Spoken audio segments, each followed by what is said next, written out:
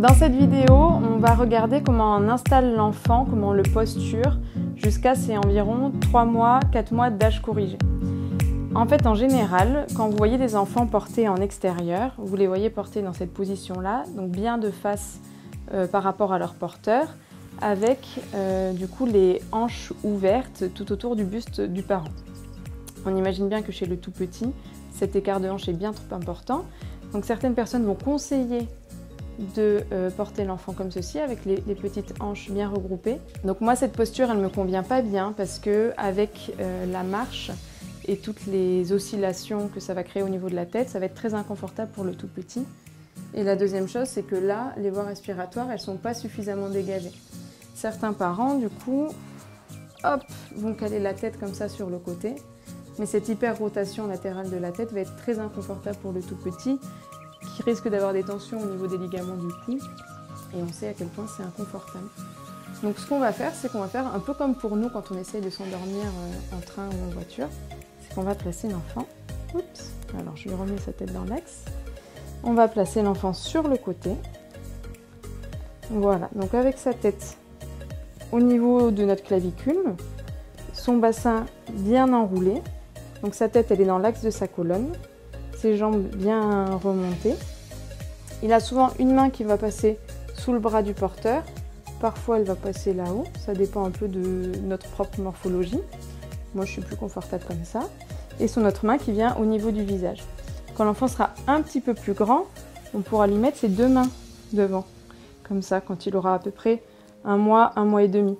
Mais chez nos tout petits qui ont encore un tonus très faible, ils risquent un petit peu de s'affaisser comme ça vers l'avant. Donc pour s'assurer une sécurité, dans un portage dynamique, on va les porter comme ça. Et évidemment, à la maison, ce sera bien mieux de porter l'enfant comme ça pour éviter qu'il soit trop en extension. Hop, donc voilà l'idée. On va essayer de faire en sorte que ces voies respiratoires soient bien dégagées, le bassin bien enroulé, la tête dans l'axe de la colonne, une main au visage. Donc cette position, on va la garder jusqu'aux 3-4 mois de l'enfant. Je rappelle qu'après 1 mois à peu près, on peut porter l'enfant comme ça. Et après 3-4 mois, quand le repère, c'est quand l'enfant attrape ses genoux avec ses mains, on va pouvoir du coup mettre l'enfant à ce moment-là de face parce qu'il aura les hanches suffisamment larges.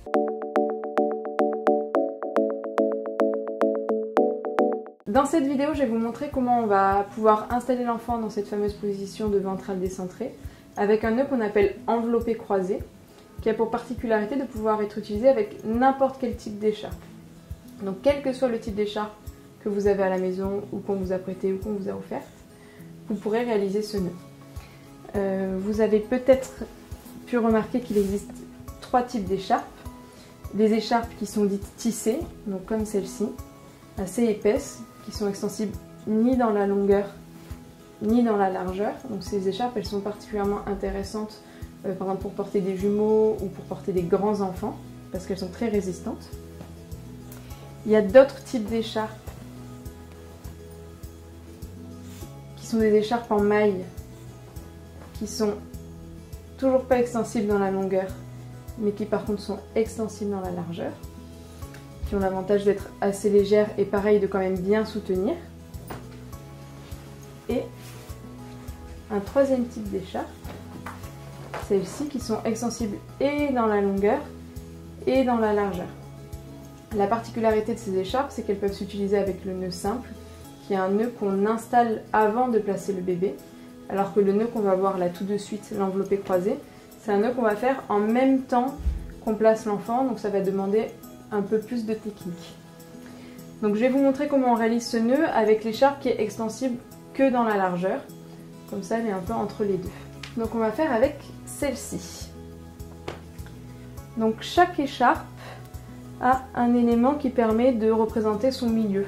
Ça peut être une marque, une étiquette, un dessin particulier. Donc là c'est une petite étiquette. Ça va nous permettre de repérer le milieu et de bien le placer devant nous, au centre.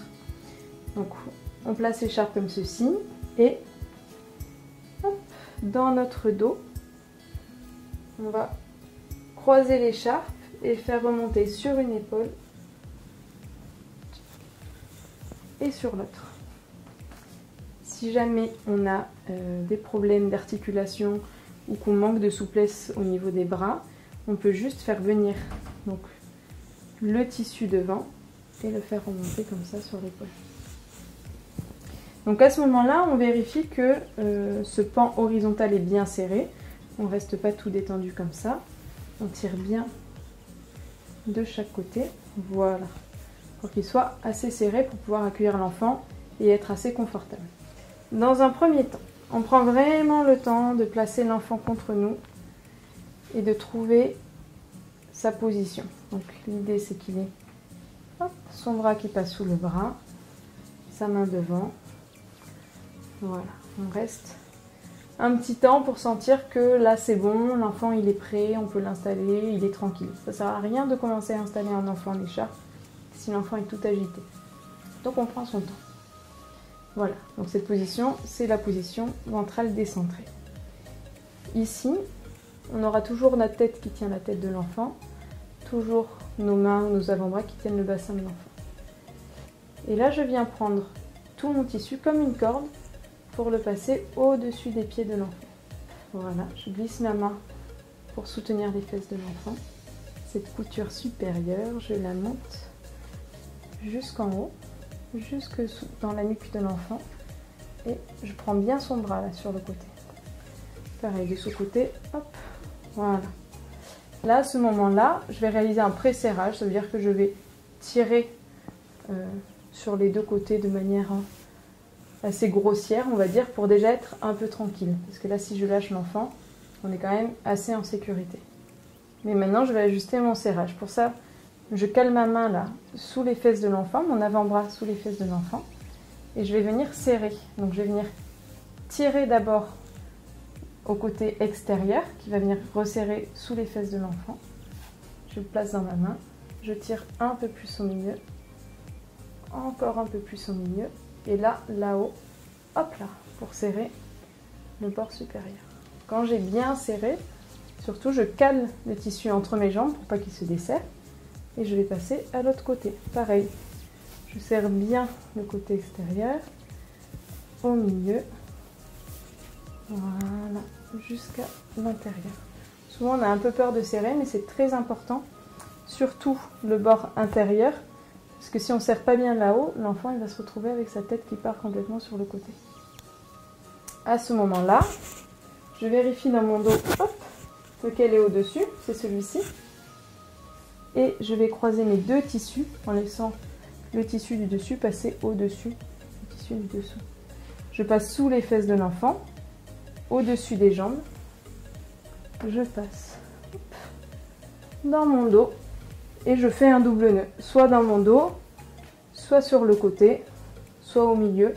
Souvent quand on a des douleurs au niveau utérin, on sera plus confortable en faisant un nœud sur le côté. Voilà.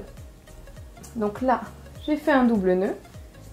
Et si jamais j'ai une écharpe, comme la première que je vous ai montrée, qui est tissée et donc non extensible, quel que soit le sens, longueur ou largeur, ça y est, c'est bon, mon portage est terminé.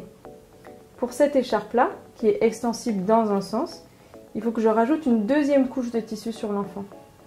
Pour savoir quelle couche de tissu je vais rajouter celle qui est du côté où regarde l'enfant, histoire de bien caler son dos contre moi.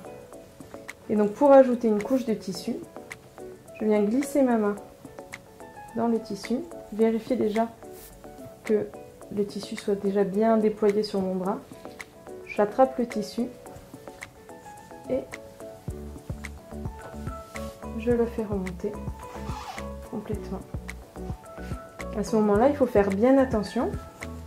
Si j'avais pas fait descendre le tissu le long de mon bras, que je l'avais laissé là-haut, et que je viens attraper le tissu, et bien on voit que les voies respiratoires de l'enfant ne sont pas dégagées. Donc très important d'avoir déjà bien descendu le tissu là-bas, presque au niveau de mon coude, pour venir l'attraper et le remonter. Ok ? Là, avec ce type d'écharpe, extensible uniquement dans la largeur, ça suffit. Si on a le troisième type d'écharpe qui est extensible, le troisième type d'écharpe qui est extensible dans les deux sens, il va falloir ajouter une troisième couche. Et donc c'est celle qui était là, donc on va la faire passer en premier. puisque c'est celle du dessous. Hop, donc comme tout à l'heure, on déploie bien jusqu'au coude. Je glisse ma main pour l'attraper. Alors là, vous voyez que moi, j'ai vraiment bien serré. À chaque fois, sur les démonstrations, je serre beaucoup le tissu. Donc je suis un peu en difficulté, mais normalement, c'est beaucoup plus simple. Tac. Je remonte le tissu, bien sur le côté aussi. Voilà. Et pareil de l'autre côté.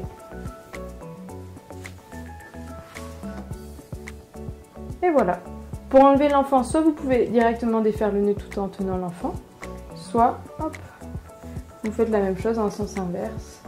Quand l'enfant est plus grand, on peut faire avec le même nœud, le même procédé, sauf qu'on va mettre l'enfant de face avec ses hanches ouvertes autour du corps du porteur.